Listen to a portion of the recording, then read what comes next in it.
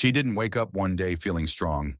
She woke up tired and still chose to get up. No one ever told her life would feel this heavy at this age. They spoke about freedom, about confidence, about finally knowing who you are, but no one spoke enough about the weight of responsibility that doesn't disappear with time, the weight of expectations that quietly shift but never leave, the weight of holding everything together while pretending it's not that hard. She learned early how to manage, not because she wanted to be strong, but because someone always needed her to be. Her life didn't fall apart dramatically. It thinned, energy by energy, hope by hope. She became good at surviving days, less good at resting in them. In her 20s, she believed effort was love. If she tried harder, things would work out. If she stayed patient, everything would settle. In her 30s, effort turned into responsibility. Careers needed consistency, families needed attention, dreams needed postponing. By her 40s, effort felt permanent. She didn't collapse, she adapted. That's what most people never see. Women like her don't break loudly. They break quietly, between grocery lists and unanswered messages, between work deadlines and family obligations. She learned to compartmentalize pain. There wasn't time to feel everything. Some days she woke up already exhausted, not physically, emotionally. Still, she showed up, at work, for family, for people who assumed she could handle it. She rarely corrected them. There were moments she questioned herself. Was she doing something wrong? Why did life feel harder instead of easier? She watched others move forward, new beginnings, new relationships, new confidence. She felt stuck in maintenance mode, keeping things running, keeping herself invisible. In her marriage, she tried, not dramatically, practically. She adjusted expectations, lowered her needs, learned when silence avoided conflict. Silence, she told herself, was maturity. Over time, silence became habit.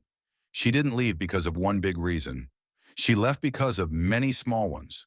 Moments where she felt unseen, unheard, unconsidered. Leaving was not freedom, it was survival.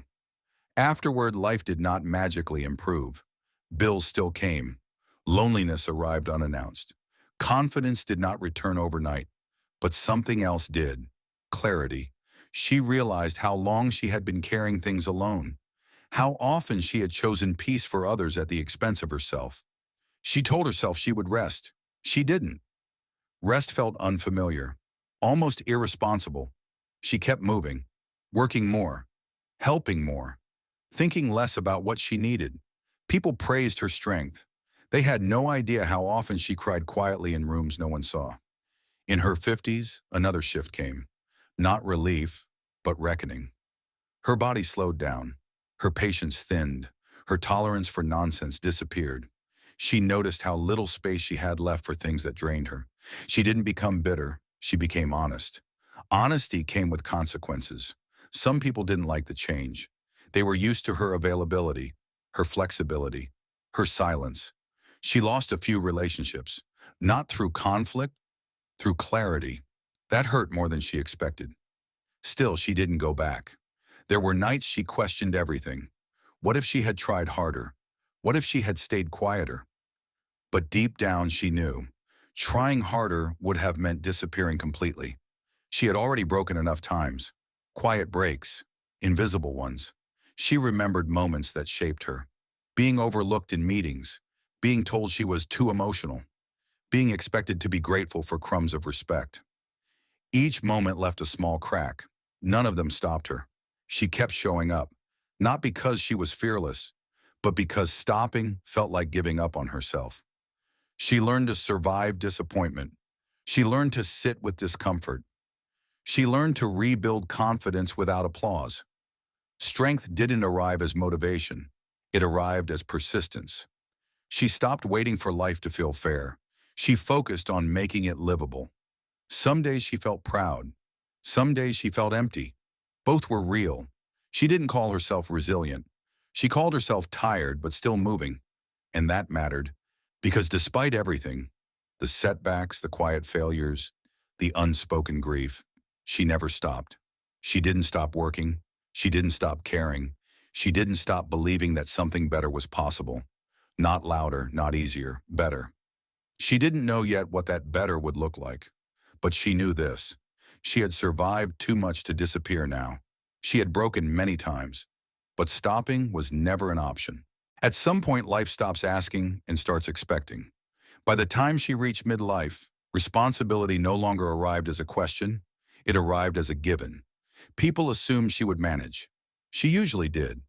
Work demanded consistency, even when energy disappeared. Family expected availability, even when she had nothing left to give. There was no dramatic collapse, just a slow, constant stretch. She became the one people relied on because she never said no loudly. She noticed how her days filled up without her consent. Appointments, requests, obligations disguised as favors. She didn't resent helping. She resented being invisible while doing it. At work, she felt the shift quietly. Meetings moved faster. New faces arrived younger, louder, more confident. She was experienced, but no longer centered. Her ideas were acknowledged politely, then repeated by someone else with more enthusiasm and less history. She noticed it. She didn't complain. Complaining required energy. She adapted again. She worked harder, prepared more, spoke less. She told herself this was professionalism, but something inside her grew tired of being competent without being considered. Age bias never announced itself. It showed up in tone, in overlooked contributions, in subtle assumptions. She was no longer seen as potential. She was seen as reliable. Reliable can be a trap. Outside of work, life offered little relief. Parents aged. Children grew independent, but not less demanding. Friends drifted into their own survival patterns. Support felt scattered. She learned how to carry emotional weight without putting it down. Some nights she sat quietly, wondering when she had last felt excited about anything. Excitement felt childish now. She aimed for stability, but stability without joy began to feel hollow. She didn't speak this aloud. There was no space for complaining. She noticed how often she dismissed herself. It's not that bad. Others have it worse. I should be grateful. Gratitude became another responsibility. She tried to rest. Rest didn't come easily. When she slowed down, thoughts rushed in.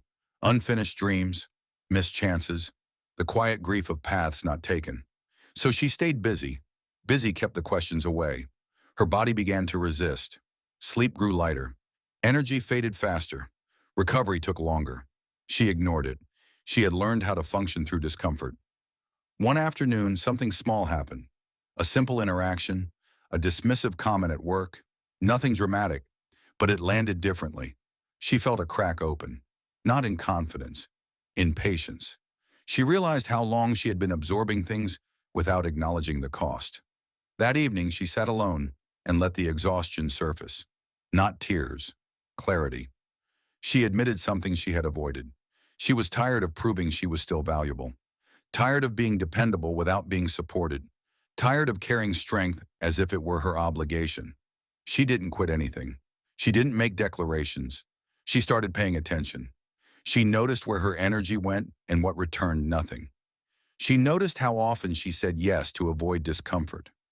She noticed how silence protected others, but isolated her. These observations did not fix her life. They changed her posture inside it. She began setting small boundaries, not dramatically, practically. She declined invitations that drained her. She stopped explaining her choices to people who didn't listen. Some reacted with confusion, some with irritation. She tolerated both. She realized something important. Discomfort did not mean she was wrong. She also noticed relief, small but real. Her days did not suddenly become lighter, but they became more honest. She allowed herself to feel frustration without self-judgment. She accepted that exhaustion was not a personal failure. She also accepted something harder. Some phases of life are heavy no matter how strong you are. Strength is not avoiding the weight, it is carrying it consciously. She did not stop caring. She cared more selectively. That selectivity felt unfamiliar. It also felt necessary. She no longer tried to be everything. She focused on being present where it mattered. Some relationships shifted, some faded. Loss accompanied growth. She grieved quietly, then continued. She did not feel victorious. She felt grounded. grounded enough to keep going. She did not know what would come next. She only knew this: continuing the same way was no longer an option. Something had to change. Not suddenly, sustainably. She had broken many times before. This time she was learning not just how to survive, but how to stay. Sometimes life doesn't break you all at once. It waits until you're already tired. Then asks for more. The moment she remembers most didn't look like a crisis. No raised voices, no dramatic ending. Just a realization that settled slowly and refused to leave. She had been managing everything for so long that she forgot to ask whether it was still possible. The setback came quietly. A change at work. A shift she hadn't expected and hadn't been included in. Her role was adjusted, not removed, reframed. They called it restructuring. She called it being overlooked. No one questioned her competence. They questioned her relevance. She nodded through the meeting, took notes, asked practical questions. She did what she always did. Later alone, the weight of it arrived. She had built her life around reliability, around being useful. Now usefulness felt temporary. She thought of all the years she had shown up early, stayed late, carried responsibility without complaint, and still she was replaceable. That truth hurt more than she expected. It wasn't about the job. It was about identity. So much of her confidence had been tied to contribution. If she wasn't needed, who was she? She sat with that question longer than she wanted to. Around the same time, another pressure surfaced. A family responsibility intensified. Someone needed more care, more attention, more of her time. She didn't hesitate. She stepped in. That was her pattern. But this time something inside her resisted. Not anger, awareness. She noticed how quickly expectations formed, how easily her availability was assumed. She also noticed how no one asked what it cost her. She began to feel stretched thin in a way she hadn't before. Not emotionally overwhelmed, existentially tired. Some nights she lay awake staring at the ceiling, not anxious, empty. She wasn't afraid. She was depleted. She asked herself a question she had avoided for years. What happens if I stop holding everything together? The answer scared her. She had always believed that stopping meant failure, but now continuing felt like erasing herself. She didn't make a bold decision. She paused. Pausing felt radical. She delayed a response, asked for time, said she needed to think. That was new. The world didn't collapse. People adjusted. Some were annoyed. Some were surprised. She observed it all quietly. She noticed something important. Her absence did not create disaster. That realization shook her. She had believed she was indispensable. In truth, she was dependable, but not irreplaceable. And that wasn't a flaw. It was reality. Reality offered her a strange relief. If she was replaceable, she didn't have to destroy herself to remain useful. That thought felt freeing and terrifying. She spent time alone, not isolating, reflecting. She reviewed her life honestly, the choices she made, the compromises she normalized. She saw how often she had chosen endurance over fulfillment. She didn't blame herself. She understood. She had done what survival required. But survival was no longer enough. She wanted sustainability. She realized she had been strong in ways no one celebrated. Strength without recognition becomes invisible. She decided something quietly. She would no longer measure her worth by how much she carried. This decision did not change her circumstances overnight. It changed how she met them. She spoke more directly, not harshly, clearly. She named her limits, without apology. Some conversations were uncomfortable. She tolerated the discomfort. She realized discomfort was temporary. Self-betrayal was not. The fear of disappointing others lost some of its power. She disappointed herself less. That mattered more. She still broke sometimes. Tears came unexpectedly. Grief surfaced without warning. But breaking no longer felt like failure. It felt like release. She was not falling apart. She was shedding what no longer fit. The woman she was becoming did not need to be endlessly capable. She needed to be present. She didn't know where this shift would lead. She only knew she could not return to who she had been. That chapter was complete. She had broken many times. This time, breaking was part of rebuilding. And she kept going. not out of obligation, out of choice. Rebuilding doesn't begin with confidence. It begins with permission. She didn't wake up one morning feeling renewed. There was no sudden clarity, no dramatic shift. Just a quiet understanding that she could not return to the way things were. For the first time in a long while, she allowed herself to move slowly without guilt. She stopped explaining her decisions to people who weren't listening. That alone felt like a small rebellion. Her days didn't change much at first. She still worked. She still showed up. She still carried responsibility. But something inside her had shifted. She began to notice the difference between obligation and choice. Before, everything felt required. Now she paused. She asked herself simple questions. Do I want to do this? Do I have the capacity today? What happens if I say no? These questions were unfamiliar. They made her uncomfortable. But she asked them anyway. At work, she stopped volunteering automatically. She waited. Waiting felt risky. She worried she would be seen as difficult, as replaceable. But she also noticed something unexpected. Others stepped forward. The system did not collapse. She realized how often she had filled gaps that were never meant to be hers. That realization stung. She didn't confront anyone. She adjusted herself. Adjustment used to mean shrinking. This time, it meant choosing. She also began to protect her energy. Not dramatically, practically. She declined meetings that led nowhere. She limited conversations that drained her. She stopped being endlessly available. Some people noticed. Some didn't like it. She tolerated their discomfort. She had learned that discomfort was not the same as danger. At home, she reorganized her life quietly. Not to impress anyone. To support herself. She simplified routines, reduced expectations, created pockets of silence. Silence no longer scared her. It restored her. She spent more time alone without feeling lonely. She noticed how much of her identity had been shaped by reaction, responding, fixing, supporting. Now she practiced being tired without explaining, being firm without apologizing, being uncertain without rushing to resolve it. This was not easy. There were moments she doubted herself, moments she wondered if she was becoming selfish. Old beliefs surfaced quickly. Good women give. Strong women endure. Reliable women don't complain. She questioned those beliefs. Who taught her that endurance was the highest form of virtue? She began to redefine strength. Strength became honesty. Strength became sustainability.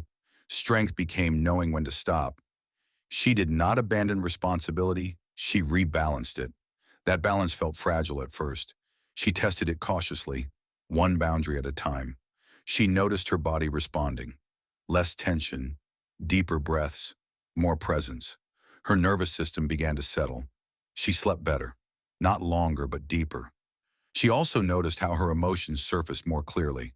Sadness arrived honestly. Joy arrived quietly. She allowed both. She stopped rushing through feelings to reach productivity. That was new. There were days she missed her old self, the woman who handled everything effortlessly. But she also recognized the cost of that effort. That woman had carried too much for too long. She felt compassion instead of regret. As she rebuilt, she became more selective with people. Not because she was closed, because she was careful. She noticed who respected her boundaries, who listened when she spoke, who didn't require her to diminish herself. Those relationships deepened. Others faded naturally. She let them go. Letting go did not feel like loss. It felt like alignment. She stopped measuring progress by achievement. She measured it by peace. Peace was subtle, but reliable. She didn't feel powerful. She felt steady. That steadiness mattered more. She still faced challenges, still felt tired, still broke sometimes.